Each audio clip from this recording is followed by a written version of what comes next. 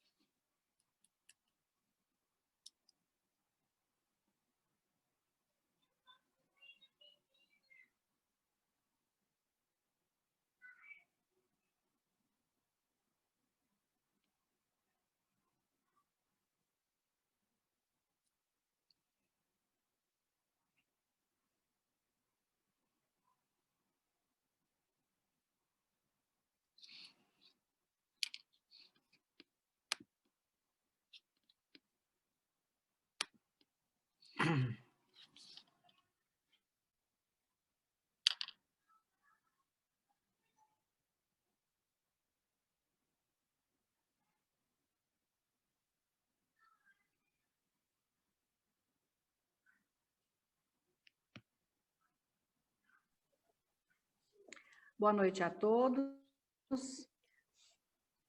Nós vamos começando. As pessoas já estão entrando. Esse horário é meio tumultuado, principalmente que amanhã é feriado, né? Então as pessoas já estão tumultuadas aí no trânsito. Vai demorar um pouquinho para entrar, mas vão entrando aos poucos. A gente vai começando para cumprir o nosso horário.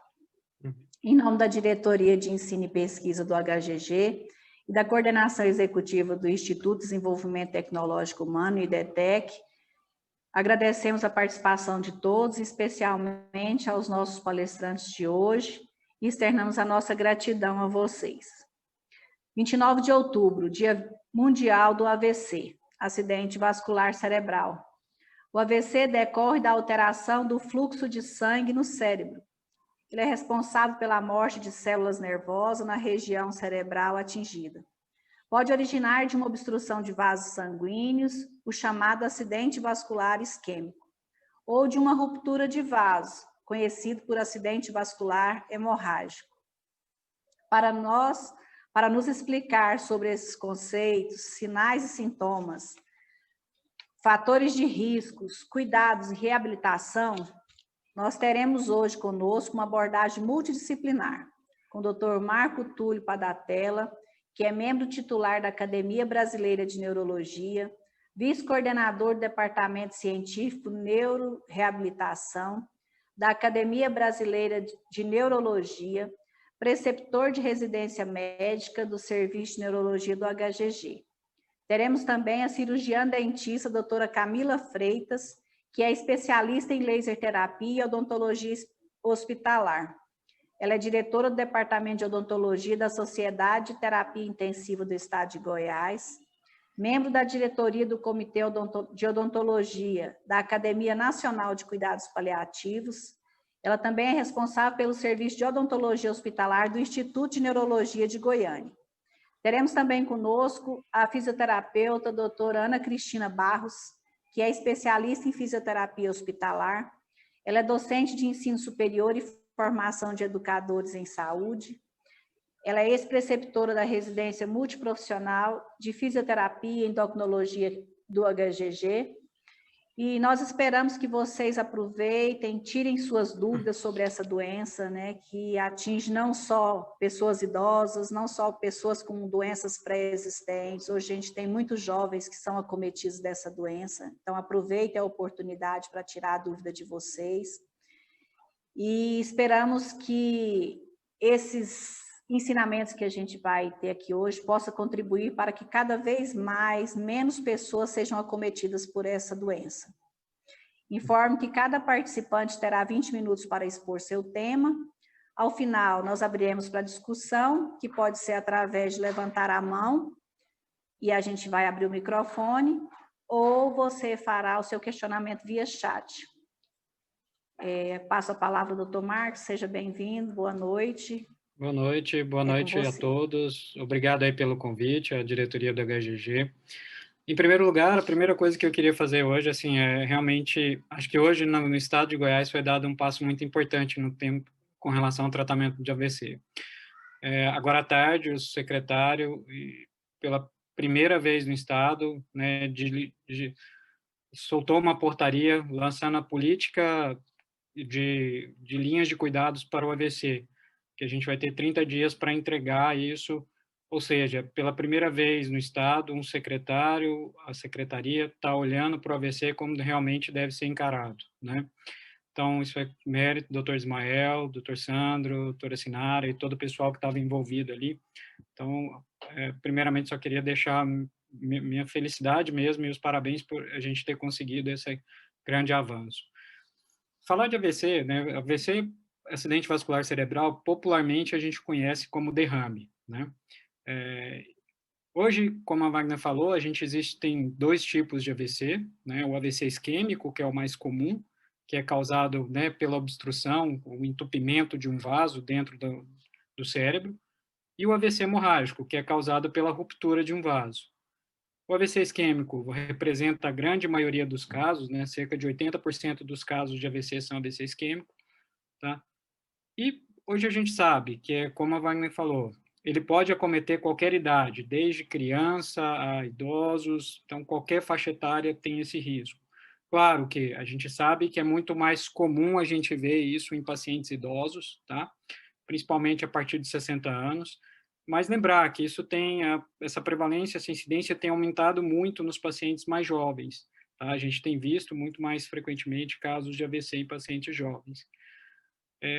Claro, muito das mudanças que a gente teve, né, com essa vida nossa de mudanças de hábitos alimentares, a gente sabe, né, existem fatores que a gente consegue modificar, ou seja, a pressão alta, né, Se a gente procura controlar essa pressão, a gente tem uma chance menor. Então, diabetes, a obesidade, o sedentarismo, o tabagismo, né? O álcool, o consumo excessivo de álcool. Aqueles pacientes com doenças cardíacas, eles têm um risco também de ter um acidente vascular cerebral, tá?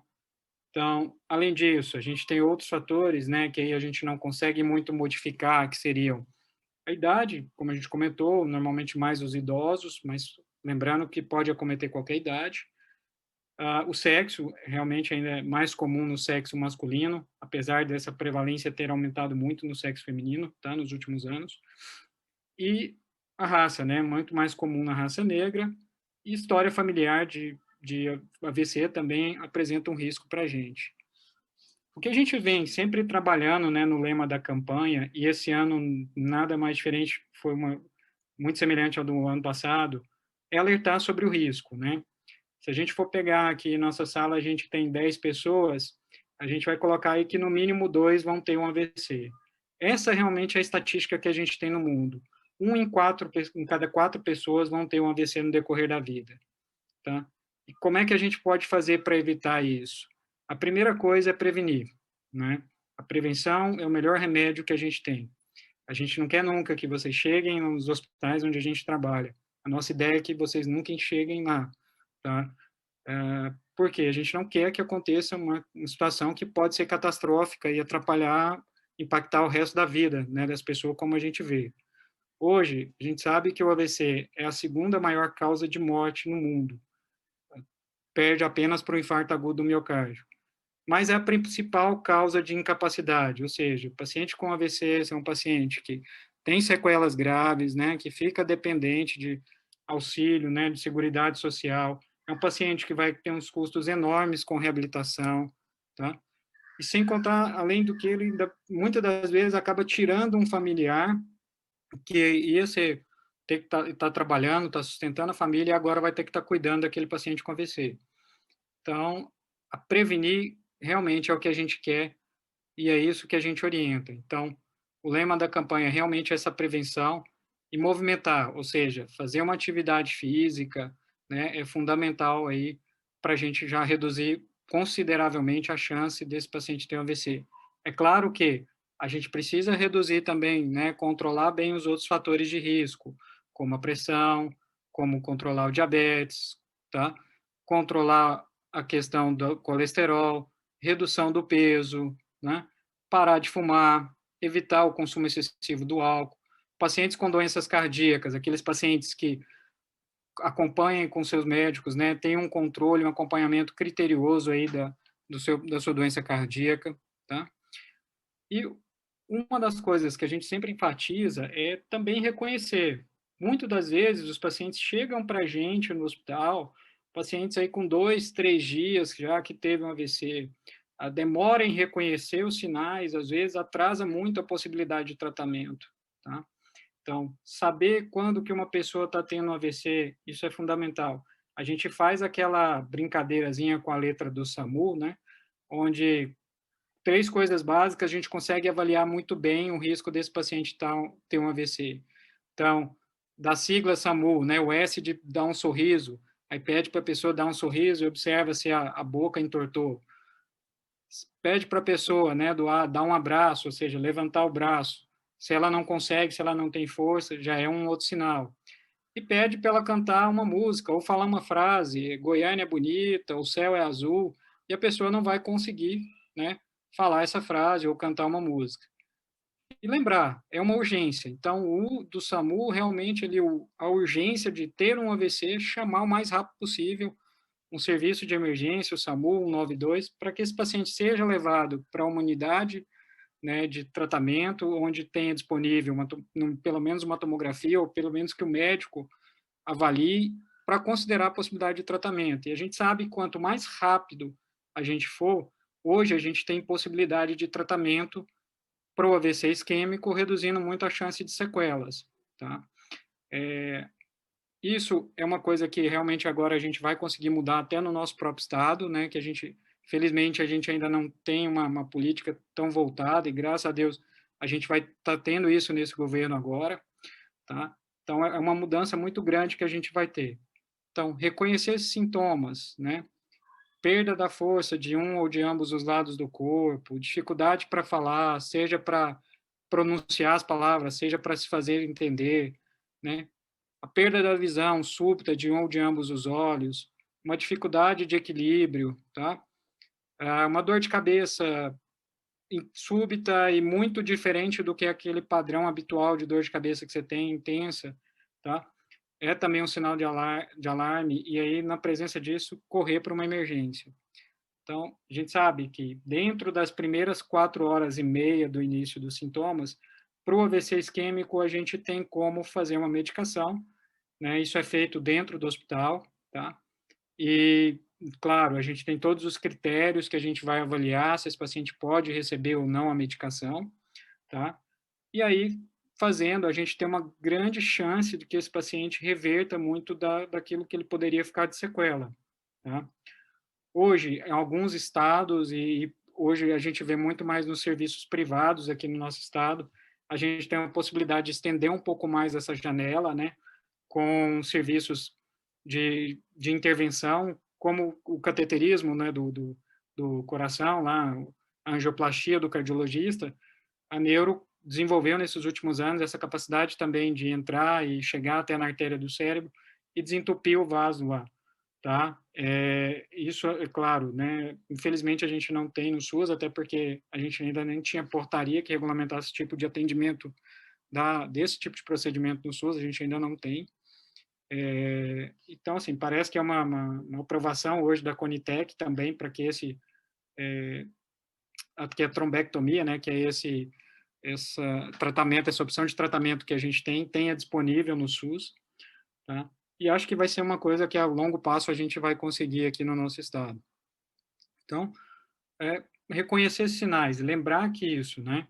O paciente chegou na emergência, a gente tem que ser rápido para avaliar, né? Quanto mais rápido a gente puder avaliar esse paciente, tá?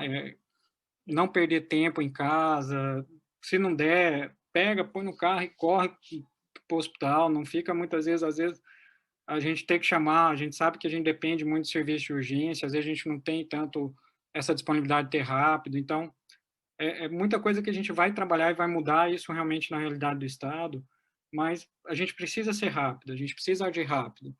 E, infelizmente, a gente não tem como diferenciar um AVC, se ele é isquêmico, se ele é hemorrágico, sem a gente fazer uma tomografia, pelo menos, tá? Infelizmente, só pelos sintomas, né, só pelo que aquilo que a pessoa está sentindo, a gente não consegue identificar e dizer que esse é um AVC isquêmico ou que esse é um AVC hemorrágico, tá? Então, a gente precisa realmente aí desse exame, e por isso que a gente precisa levar esse paciente para o hospital, tá? Lembrando, o tratamento não é 100%, é claro que a gente, né, tem boas taxas de sucesso, isso a gente vê muito aí nos hospitais privados, que a gente tem feito esse tipo de atendimento, e a gente, é claro, sabe que muita gente também realmente não vai conseguir recuperar. E é onde entra, né, essa importância da abordagem multidisciplinar. O AVC, até mesmo quando esse paciente já entra no hospital, ele já é um paciente que não é só do médico. A enfermagem, a fisioterapia, a fono, terapia ocupacional, todas essas áreas vão ter que estar trabalhando em conjunto. Isso para o bem do paciente. Mas por conta do tempo, mas deixo bem aberto a perguntas aí, caso alguém queira perguntar alguma coisa.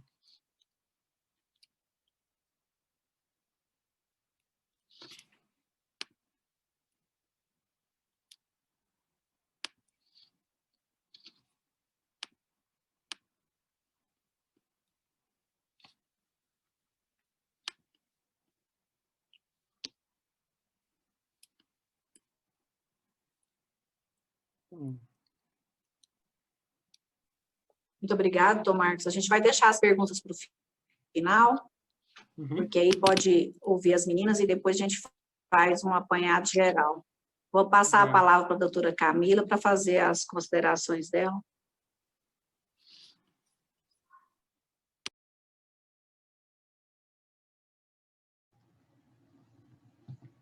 Boa noite, muito obrigada pelo convite, obrigada ao IDETEC, em nome da Wagner, pela organização, né, um tema que eu gosto muito, que é o que eu trabalho no meu dia a dia, né?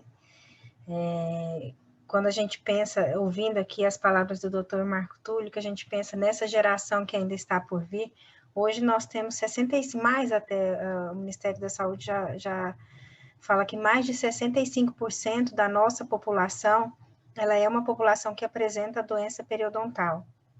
E através da doença periodontal, alguns patógenos, como até a porfiromona gingivalis, que está associado como uma das causas também do AVC, cuja causa são as infecções odontogênicas, né? E essa geração que vem agora é uma geração que está passando até por esse período de estresse, em que muito aumentaram os hábitos parafuncionais, de bruxismo, que vão desenvolver mais doenças periodontais, e isso acaba virando um ciclo, né? E que vão desembocar, às vezes, em mais casos de AVC. Então, a odontologia, ela tem esse papel estreito, né, com a neurologia desde antes, como causa através das infecções odontogênicas. Depois que o paciente está já acometido pelo AVC e que ele está hospitalizado, uma das doenças que é mais debilitante para esse paciente são as pneumonias, né, associadas principalmente à ventilação mecânica, as pneumonias broncoaspirativas,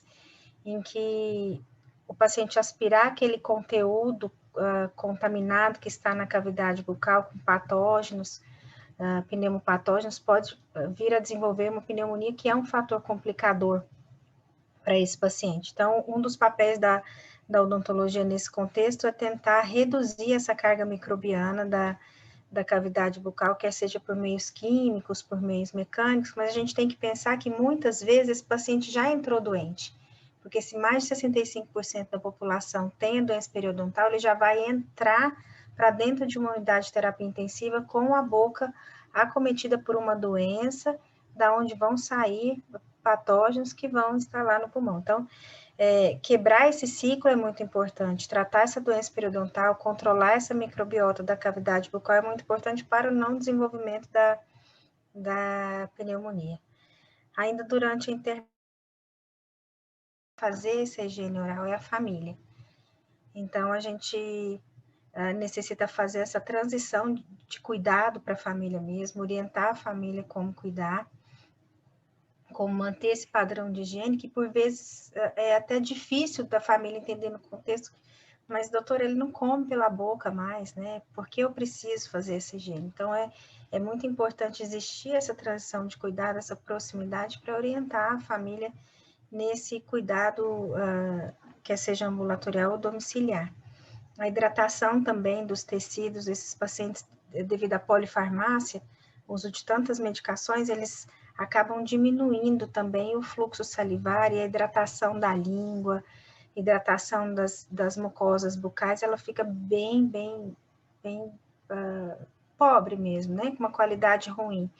Então, a necessidade de hidratar esses tecidos para que não proliferem doenças oportunistas, como, por exemplo, a cândida, que é uma infecção fúngica e que também pode migrar para os pulmões desse paciente. E mais pensando assim, de uma forma mais ampla também, se esse paciente tinha algum processo infeccioso já que ele veio da comunidade com esse processo e não é observado durante a internação, ele pode evoluir para uma sepse de foco bucal. Então, o desdobrar do AVC, o desdobrar de outras doenças que podem cometer esse paciente, vindo da boca, é o que mais nos preocupa, né? O dentista está na equipe, a gente consegue tentar minimizar esses danos que o paciente pode sofrer. No período de reabilitação, também a gente fica muito junto com a fonoaudiologia, porque se cada um de vocês aqui for tentar deglutir a saliva agora, vocês vão imaginar que a gente toca dente com dente, né, dente superior com dentes inferiores, e aí projeta a língua de encontro ao palato e começa o exercício de deglutição. Quando esses pacientes chegam nas internações hospitalares, na maioria das vezes o que a gente faz é remove as próteses. Então, eles perdem esse contato, eles perdem a referência de como deglutir. Então, a gente faz a devolução assistida dessas próteses, reinsere a prótese para o paciente. Por vezes, o paciente perdeu muito muita massa muscular e até massa óssea durante a internação, em termos de mandíbula e maxila. Então, a gente tenta readaptar essa prótese ou até confeccionar novas próteses para devolver o toque oclusal para esse paciente, para que ele possa ser reabilitado tanto do processo disfágico quanto das afasias também, para que ele possa falar os fonemas língua-palatais e língua-dentais. A reinserção das próteses também é muito importante para a fisioterapia, porque se esse paciente for utilizar, por exemplo, uma VNI, o suporte da máscara, ele é muito melhor quando o paciente está em uso das próteses dentárias. E quando esse paciente volta para casa, né, nós vamos também ter essa função de orientar a família em casa, como higienizar as próteses, como higienizar a cavidade bucal, o que a família tem que observar, o que é diferente, né? Porque nem sempre esse paciente vai conseguir avisar, olha, dói meu dente, dói minha boca. Então, nós vamos norteando e orientando essa família o que são as alterações de normalidade, pacientes que às vezes vão antiagregados e anticoagulados e de repente apresentam sangramentos orais. Por que é esse sangramento? Então, pode ser a doença periodontal voltando novamente, porque a gente não tem um sangramento espontâneo em nenhum tecido rígido do corpo, né? O sangramento, ele acontece quando tem alguma lesão tecidual. Então, esse sangramento gengival é quando existe a doença periodontal. Então, ocorre essa separação, né, das fibras periodontais da inserção óssea e por ali acontece o sangramento dos pacientes que estão, às vezes, antiagregados, anticoagulados, ou um outro, os dois juntos, né? Então, a gente orienta as famílias que isso é uma alteração, e até os cuidadores, que isso é uma alteração de normalidade e que precisa ser tratado, que aquele é um sinal que o corpo está dando que algo está errado, que é um processo inflamatório, infeccioso, que está iniciando e que pode evoluir para essas doenças que a gente falou.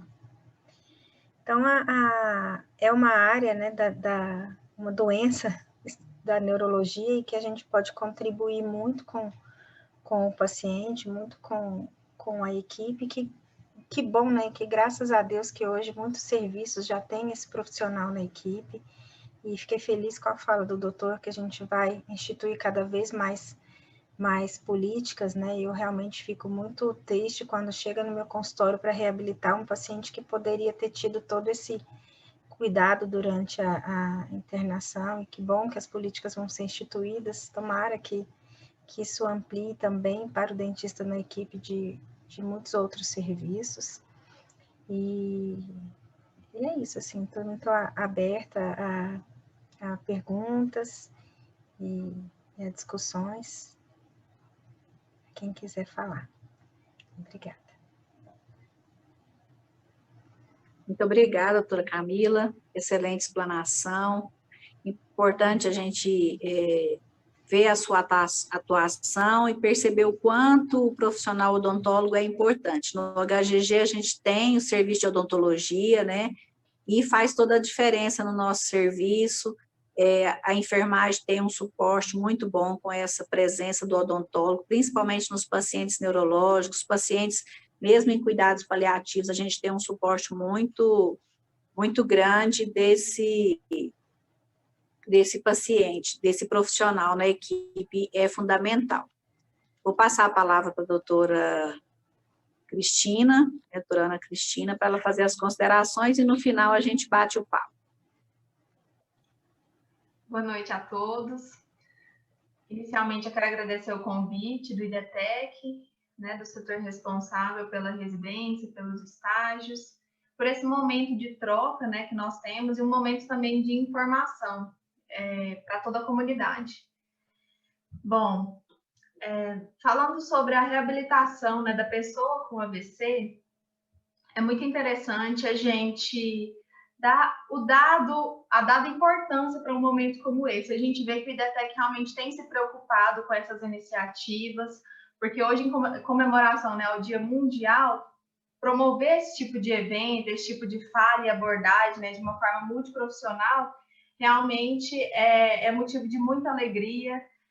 para que nós possamos realmente transmitir aquilo que a sociedade, aquilo que a comunidade precisa e mais elencar também para nós profissionais, né, alguns cuidados, alguns outros itens da nossa prática diária.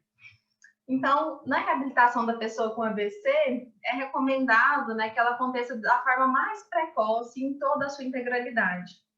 Como foi bem falado pelo Dr. Marcos, então existem fatores que são modificáveis e fatores que não são modificáveis, né? E a pessoa com essas alterações decorrentes podem apresentar diversas limitações, justamente em decorrência de fatores que, por vezes, poderiam ser modificados, né, pelos hábitos de vida, e muitas vezes pela falta de informação, a falta de estratégia, de cuidados pessoal, realmente isso não ocorre. Então, é interessante trazer essa abordagem, é de uma grande responsabilidade falar do tema reabilitação, né, pois envolve uma série de outras profissões, né, da área da saúde, não só a fisioterapia.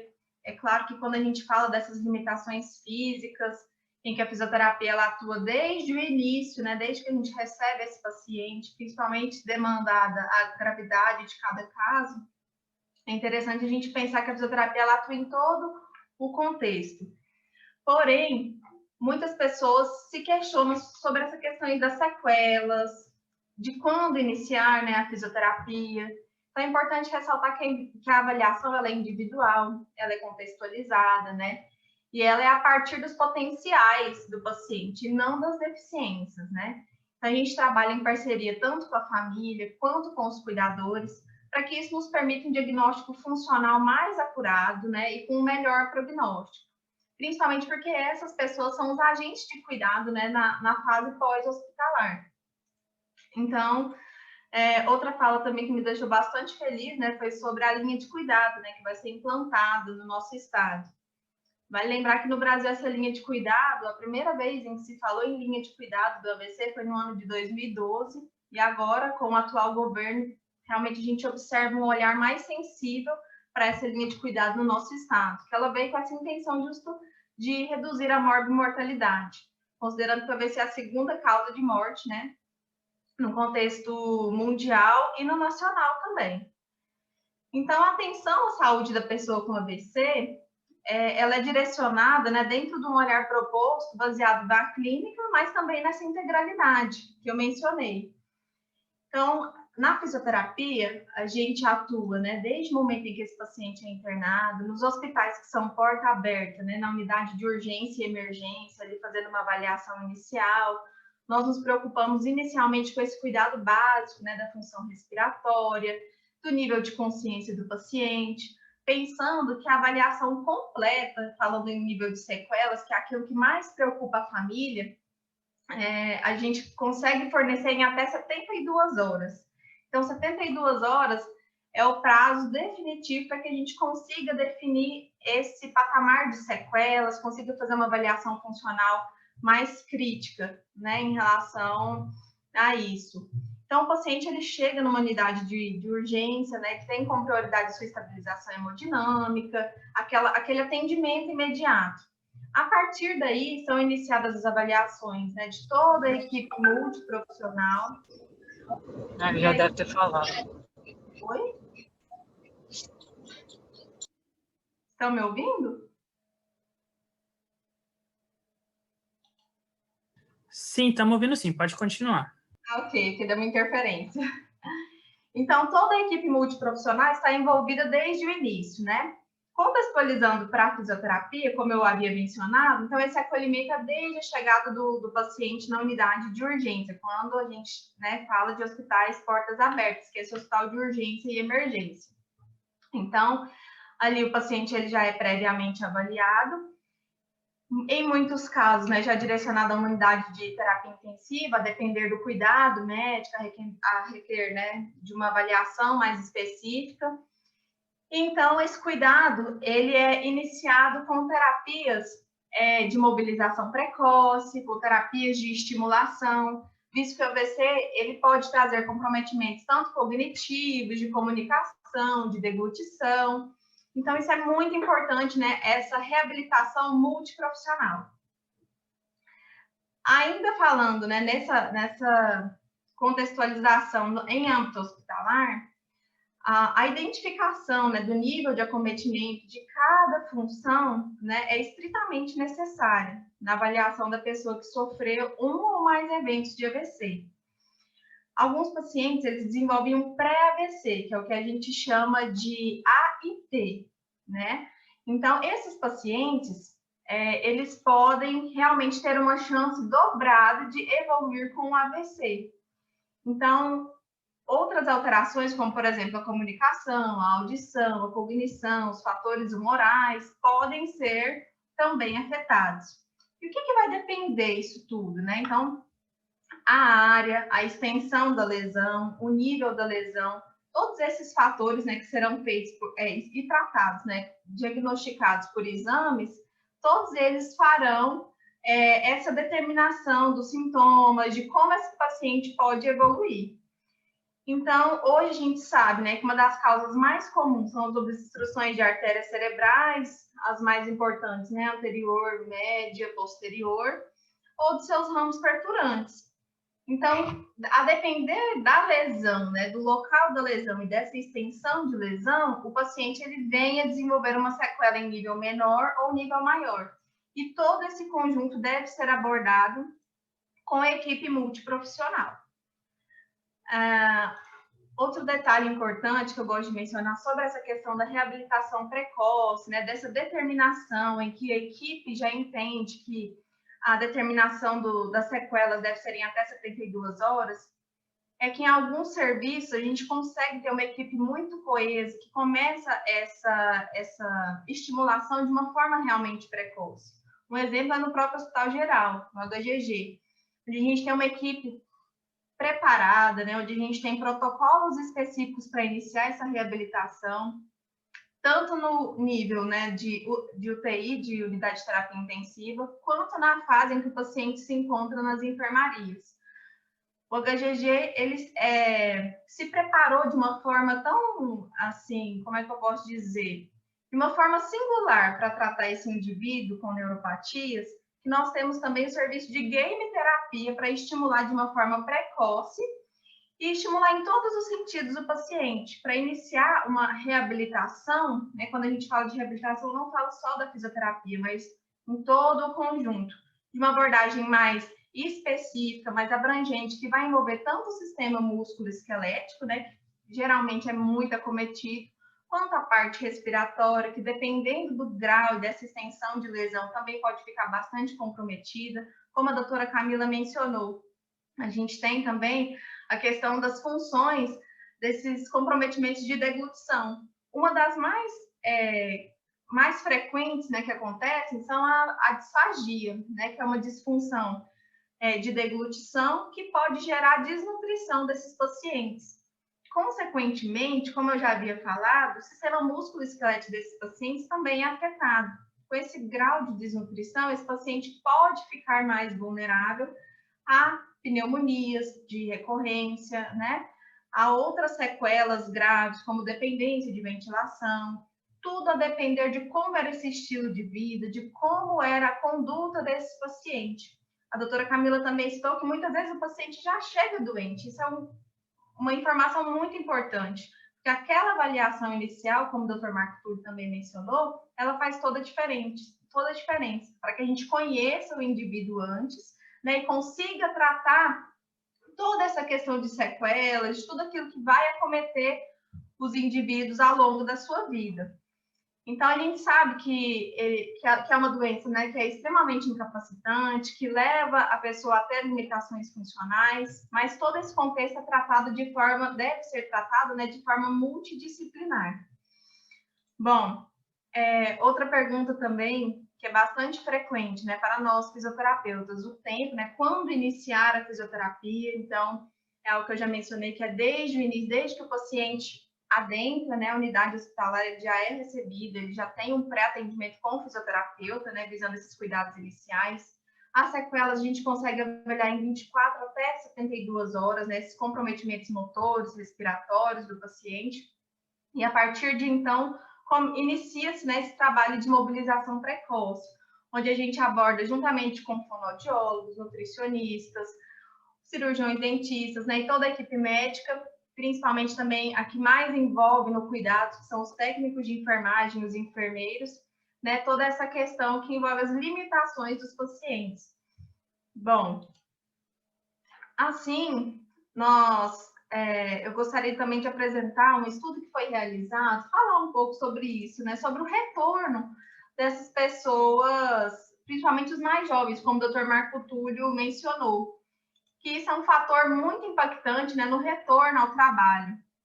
Então, foi feito um estudo recentemente, uma revisão de literatura, foi publicado em 2019, né, citando que a taxa de retorno ao trabalho é de 28% até 88% desses pacientes que foram acometidos com o AVC. E aí ele mostra que um fator, né, que afetou isso positivamente para o retorno ao trabalho é quando a pessoa ela contribui para a renda familiar, é quando ela tem um trabalho, né, que não dependa exclusivamente daquela função que foi perdida, mas que ela realmente se sinta parte da sociedade, se sinta útil. Isso é muito importante. E a fisioterapia atua de uma forma brilhante nessa área.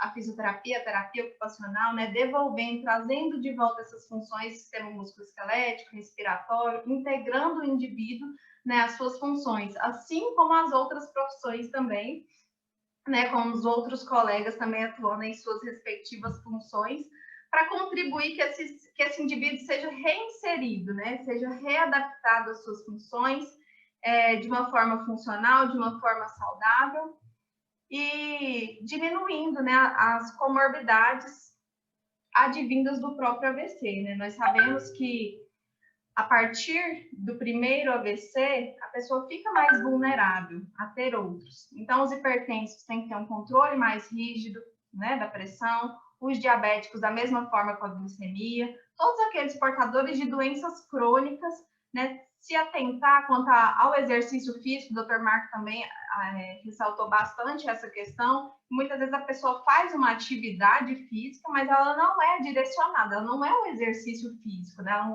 não tem característica de treinamento. Então, isso é muito importante que seja inserido, né, nos hábitos de vida de todos nós, mas principalmente daqueles que foram acometidos com o AVC. Então, eu queria trazer essa importância de uma forma um pouco mais geral. A minha experiência, né, no HGG com esses pacientes é que realmente já existe um protocolo operacional padrão voltado para a assistência desses pacientes, onde a gente tem realmente uma segurança, onde a equipe é toda alinhada e toda estruturada, né, com base científica para o atendimento desses pacientes, onde existe uma estrutura, e inclusive o que chama atenção também até a mais do que alguns centros de reabilitação que nem possuem esse serviço, por exemplo, da game terapia, onde o paciente ele é estimulado precocemente. Então, realmente, a gente fica feliz em poder falar para uma instituição que realmente é preparada, que é contextualizada e que se preocupa com a reabilitação de forma multidisciplinar, né, valorizando cada profissão da área da saúde na reabilitação desses indivíduos. É um orgulho mesmo para a fisioterapia goiana, e eu estou muito feliz com a oportunidade de ter contribuído nesse momento. Me coloco à disposição para perguntas também.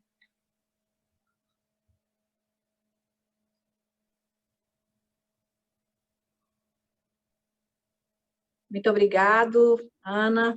É um prazer muito grande ter vocês aqui. E realmente, quando fala do HGG, é um prazer muito grande para a gente saber que a gente está numa unidade que tem todo esse olhar, né, essa preocupação, e que o paciente chega e a gente já está preparado para atender todas as necessidades dele. Mas, infelizmente, o HGG não cabe todos os pacientes e a gente ainda tem uma necessidade muito grande de mais serviços com essa visão e com esse olhar.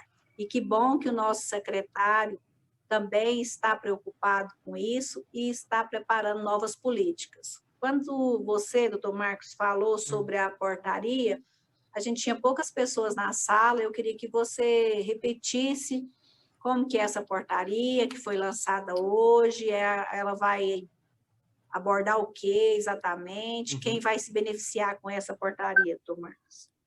Wagner, essa portaria foi elaborada, né, pelo secretário, junto com a equipe, né, e o Dr. Sandro, a doutora Sinara, onde vai criar um grupo técnico que vai elaborar toda a linha de cuidado dos pacientes com AVC do estado, uma coisa que a gente nunca teve, né? O AVC, o paciente com AVC é um paciente que, primeiro, a gente nem consegue mapear direito onde estão esses pacientes, né? Então, a gente vai fazer uma política toda para, desde esse paciente na atenção primária, secundária, até esse paciente na unidade hospitalar, né?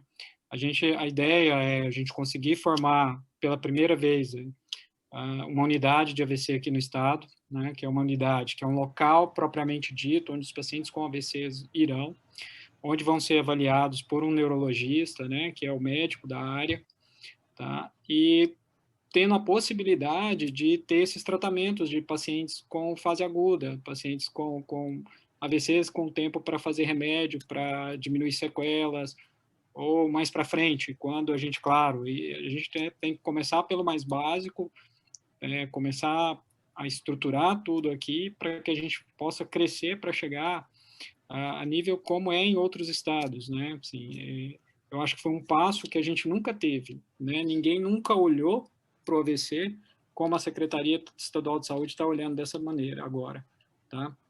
O Ismael, assim, foi uma pessoa que sempre teve muito ligado ao AVC, enquanto no hospital de base, é uma pessoa que conhece essa realidade, viu a importância do Estado investir e lutar por isso, né? Essa melhoria de assistência para a população. Que na população que hoje tem a saúde privada, eles têm essa condição, mas o SUS, infelizmente, a gente não tem isso, né? Então, o paciente tem um AVC hoje, às vezes chegar na porta do Hugo, do GOL, muito pouco provavelmente ele vai conseguir chegar em tempo de fazer o remédio, e quando chegar, ainda tem a possibilidade de não fazer. Às vezes a pessoa que não está lá não tem uma experiência, tem um pouco de receio de sangrar. Então, isso tudo a gente vai capacitar, a ideia é treinar esse pessoal todo, né? Capacitar todos os profissionais de saúde.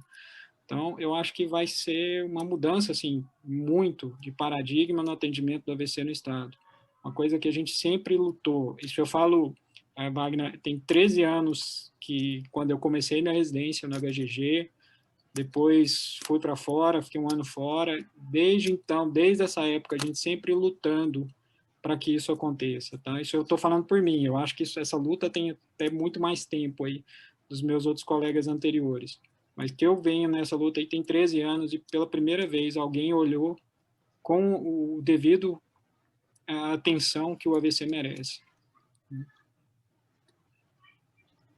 Excelente. Então, a gente teria uma unidade para onde os pacientes serão referenciados. Chegou no CAIS, identificou sinais de AVC, ele vai ser referenciado para essa unidade. Lá ele teria esse atendimento, provavelmente depois encaminhado para outras unidades, né? Isso. Seria um centro mais completo, mais avançado para fazer esse diagnóstico e esse atendimento desse paciente. Muito bom, parabéns para o doutor Ismael, né? E que bom que nós temos ele para estar olhando para essa parte também, que infelizmente a gente vê cada dia mais nossas enfermarias cheias de pacientes acometidos pelo AVC. Tirando uma dúvida, doutor Marcos, uma pergunta que a gente já ouviu, hoje o jovem tem buscado muito o CrossFit, né? É um exercício mais pesado, um ritmo mais forçado, onde eles pegam pneu, muita quantidade de peso, e já vi pessoas comentarem que isso tem levado os jovens também a ter AVC. Isso tem alguma validade? Isso realmente pode ser verdade? Tem, Wagner, tem sim. Infelizmente, a gente tem visto isso acontecer, alguns pacientes, né, que fazem esse tipo de modalidade. Eu acho que é claro que a gente sabe que alguns movimentos muito bruscos com o pescoço pode fazer uma alteração na parede do vaso, que a gente chama de dissecção, que é uma ruptura de uma parte da parede desse vaso, e isso predispor o risco dele fazer um AVC isquêmico, tá? Essa que a gente chama da dissecção carotídea é basicamente uma das principais causas de AVC em pacientes jovens, tá? E realmente, não só esses, mas alguns outros esportes já foram relatados, tênis, beisebol, claro que a gente não tem aqui, né, tanto essa prática aqui, mas até outros esportes a gente já viu isso acontecer, futebol, é claro que bem menos, né, mas realmente a gente tem visto alguns casos de pacientes com esse perfil de de CrossFit aí, que acabaram tendo esse tipo de alteração de dissecção. Nós temos algumas perguntas aí no chat. Vocês estão visualizando aí? Não, eu não. Entre vocês, tem alguma coisa que vocês querem acrescentar? Comentar? Camila, Ana Cristina? Aproveitando essa oportunidade, né, dessa pergunta, Wagner, é importante ressaltar sobre a questão da prescrição do exercício, né, orientada para um profissional, né, saber entender realmente as variáveis do exercício físico para a prescrição do exercício, entender, né, que principalmente nesses pacientes que já foram acometidos, né, a importância do exercício orientado por um fisioterapeuta inicialmente, né, e depois com a alta da fisioterapia para o educador físico, ou que essas duas profissões andem, né, juntas nesse processo de reabilitação, e muitas vezes não é o que acontece, principalmente nos pacientes que moram no interior, que têm um déficit realmente de assistência. Então, geralmente, inicia-se com a fisioterapia e depois dá o segmento, né, pós-alta, com um professor de educação física. Mas é importante ressaltar sobre essa questão da prescrição dos exercícios, da inserção desse hábito do exercício físico, né, nos hábitos de vida da população em geral, mas principalmente nesses pacientes que vão ter um controle mais rigoroso da pressão, um controle mais rigoroso da alimentação, né, da glicemia e assim por diante. Esse é um outro fator bem agravante, né? Porque assim como a odontologia, a fisioterapia é uma coisa que é muito difícil a gente ter acesso, né? A gente tem poucos serviços que trabalham pelo SUS, a gente tem o auxílio das faculdades, que tem geralmente as clínicas escolas, onde faz um atendimento para algum número de pessoas, mas é insuficiente para atender a quantidade de pessoas, a demanda que realmente precisa ser vista, né? E essa prescrição, essa orientação ainda intra-hospitalar pela equipe médica, ela é fundamental, porque o paciente, ele dá muita importância, muito valor ao que o médico orienta. Então, se ele sair de lá, você tem que procurar o odontólogo, você tem que procurar o fisioterapeuta, isso é importante para a sua reabilitação, com certeza ele vai buscar isso com mais vontade. Pode falar, Camila. Eu acho que as três falas passaram, Wagner, por uma coisa muito importante, que é o pré, né? Assim, a prevenção. Acho que, além das pessoas hoje terem um pequeno acesso ao pós, elas precisam ter um acesso maior no pré também, né? Uma forma de aumentar a atenção primária ainda compete muito, né? Porque ela poderia resolver muita coisa lá no início, e quando chega lá no terciário, a gente já tem muitas vezes muito pouco que se fazer, né? E poucas pessoas ainda conseguem chegar, né, até lá.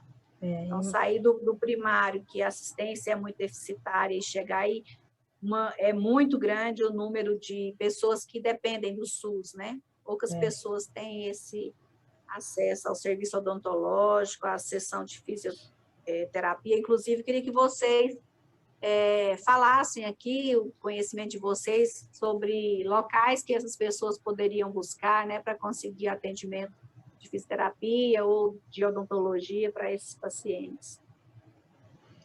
Na área da odontologia, a gente tem a ABO, que é a Associação Brasileira de Odontologia, fica ali na Avenida Itália, no Jardim Europa. Tem as faculdades, as mais próximas do centro, é a Federal, mas a gente tem também... a mais próxima é a Federal, mas assim, um pouco mais distante, a gente tem a Unip, a Unifam, que fica ali em Aparecida, a União de Goiás em Trindade. Todas elas estão disponibilizando esse cuidado que precisa no pré, né? Agora, durante o período de internação, muitos hospitais públicos já estão aumentando, né? A presença do cirurgião dentista. O GOL está tendo já, o Hugo já tem, o HGG, né? Então, acho que, graças a Deus, está crescendo essa participação. E agora, com essa política, vai crescer muito mais, né? Se Deus quiser. Ajuda a gente, Ana, doutor. você pode falar, você tem... É. Claro, claro, da fisioterapia, né? Como a fisioterapia ela é obrigatória, né, no âmbito hospitalar, então todos os hospitais já contam com fisioterapeutas por no mínimo 18 horas, né? Na assistência privada, a gente ainda tem algum cenário de assistência de 12 horas, mas a maioria dos hospitais nesse âmbito de 18 horas. A nível ambulatorial, a gente tem o centro de referência, né, o CRER, onde geralmente os pacientes que estão internados já são encaminhados para esse regime ambulatorial de atendimento, e eles têm uma clínica de lesão encefálica adquirida, onde esse paciente vai ser abordado nesse nível ambulatorial. Então, tem também, né, as clínicas escolas, por exemplo, a clínica escola da Universidade Estadual de Goiás, da PUC, da Unifam também. Geralmente, todas essas faculdades que possuem o curso têm uma clínica escola que oferece o serviço. A Unip também tem. Então, esses pacientes são encaminhados e é muito simples, né? Basta apresentar o documento pessoal, o cartão do SUS e o encaminhamento do hospital ou do médico que já está abordando, seja ele em nível hospitalar ou nível ambulatorial. Então, é entrar em contato. Muitas vezes, né, existe sim uma fila de espera nesse sentido, mas ultimamente tem sido bastante, assim, já tem sido bastante viável essa admissão desses serviços. E aí tem também, né, o serviço de atenção domiciliar, porque a gente não mencionou ao longo da fala, mas esse paciente é um paciente que requer cuidados domiciliares, né? Então, a reabilitação, ela continua em casa, esse paciente ele vai demandar uma equipe multiprofissional para fazer visitas, né? E aí, todo esse envolvimento, né, dos SADs, né, que são serviços de atenção domiciliares, eles obedecem diretrizes, protocolos, RDCCs, para orientar, nortear a reabilitação, né, contínua desses pacientes. Principalmente os pacientes que saem com quadros mais graves, que saem muitas vezes dependentes de oxigenoterapia, de ventilação mecânica, em alguns casos, né, a depender da gravidade da lesão e da extensão desse AVC. Então, é muito importante ressaltar que a terapia, ela continua, né, nesse pós-alta, né, e o paciente ele vai demandar, sim, de cuidados domiciliares, e a nível ambulatorial, sim, para uma terapia mais completa, principalmente aqueles que ficam acamados com sequelas mais graves, né, e outros não. E aí a gente entra num contexto que é chamado de complexidade, né, aqueles pacientes de baixa, média e alta complexidade também. Ô, Wagner, uma coisa que eu lembrei aqui que é importante a gente divulgar, que esses pacientes, tanto pelo SUS quanto pela saúde suplementar, eles têm resguardado o direito de serem internados novamente para atendimento hospitalar odontológico. Então, às vezes eles estão nas residências, têm dentes que precisam ser removidos ou tratados e, logicamente, eles não têm o cognitivo preservado para eles serem tratados dentro de um consultório odontológico, eles têm essa prerrogativa, esse direito, e que isso é muito pouco divulgado. Então, tanto o SUS quanto a saúde suplementar, eles têm a obrigatoriedade de pagar o processo de internação desse paciente, com anestesista, centro cirúrgico, se tiver necessidade de encaminhar para unidade de terapia intensiva, ambientes de internação, isso eles têm esse direito resguardado, isso é uma coisa que a gente precisa divulgar, porque, principalmente com saúde suplementar, isso é tentado meio que deixar esquecido, né, e esses pacientes evoluem para sepse, fazem quadros agudos de dor em casa por não saber desse direito de serem internados e assistidos em centro cirúrgico. Então, eu quero passar a palavra para o doutor Marcos para ele fazer as conclusões, uma vez que a gente não tem mais nenhuma pergunta. Eu acho que foi muito esclarecedor. Pena que as pessoas ainda estão intimidadas, né, de participar desse tipo de evento, com informações tão importantes. A comunidade ainda tem um pouco de dificuldade de lidar com essa questão, assim como nós também, né, de nos adequar, de nos familiarizar com esse novo modelo de educação. Mas eu acho que é a partir daí, da presença de vocês, né, da doação desse tempo, que a gente vai motivar e fazer com que isso se expanda e que as pessoas tenham acesso cada vez mais à informação. Então, Marcos, eu passo para você a palavra para fazer as suas conclusões finais. Bom, pessoal, gostaria de realmente agradecer muito a oportunidade do HGG aí, da gente ter esse bate-papo com a sociedade. A gente precisa ter mais isso realmente, né? A gente está aí para isso e sintam-se todos bem, né, tranquilos para perguntar. A gente está aqui para tirar dúvida, por mais simples que seja, mas a sua dúvida pode ser simples para outros, mas para você, né? Mas eu agradeço muito. Eu acho que a gente precisa conscientizar, né? Não só o AVC agora, no hoje, no Dia Mundial, mas sempre todos os dias da nossa vida, né? Como eu falei, essa estatística que a gente tem de 1 em cada 4, isso é baseado em que a gente vê em dados de prevalência aí, tá? De AVC. Então, a gente tem que se cuidar, tá? A gente tem uma chance de reduzir. Vamos procurar, né? Fazer uma atividade física, tá? Por mais que tenha a questão do CrossFit, a gente comentou, mas você fazendo direitinho, né? É uma atividade física, tá? Então, como a Ana falou, tem que ser bem orientado, tá? Assim, prescrito, né?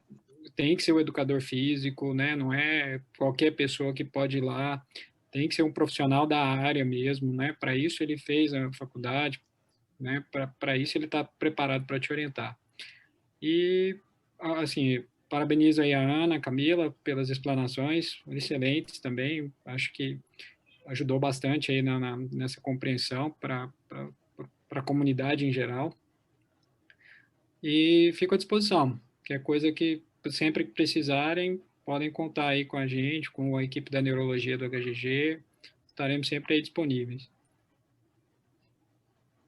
Muito obrigada, Marcos. Uma boa noite, um bom final de semana, bom feriado, né? Bom descanso. Camila? Muito obrigada. Obrigada pelo convite, obrigada pela oportunidade de mostrar para quem não tinha esse conhecimento, né, que a odontologia pode fazer parte desse time também. E obrigada por divulgar sobre essa doença que precisa ter mais esclarecimento mesmo da população, né? Ainda mais com uma notícia boa dessa, das nossas políticas estarem avançando. Muito feliz em poder fazer parte desse momento. Muito obrigada, doutora. Bom final de semana, boa noite. Ana Cristina?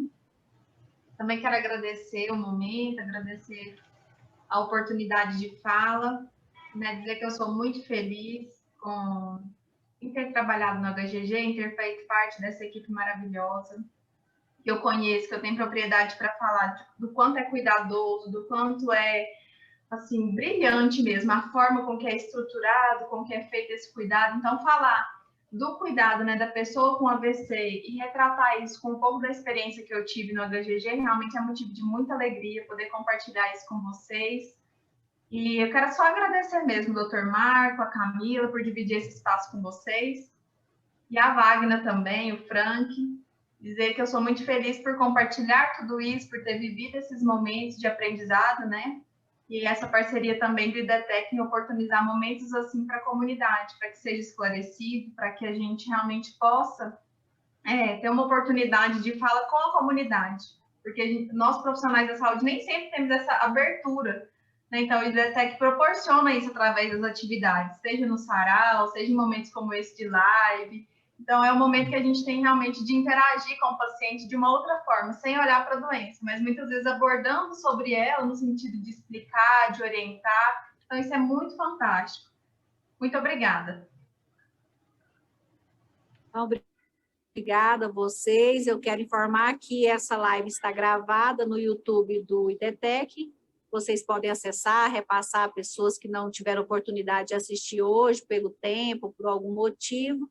Então, a gente tem um e-book lá no YouTube do IDETEC e as lives estão ficando armazenadas lá. Então, vocês podem repassar para as pessoas que tiverem interesse. Boa noite, muito obrigada por terem aceito o nosso convite.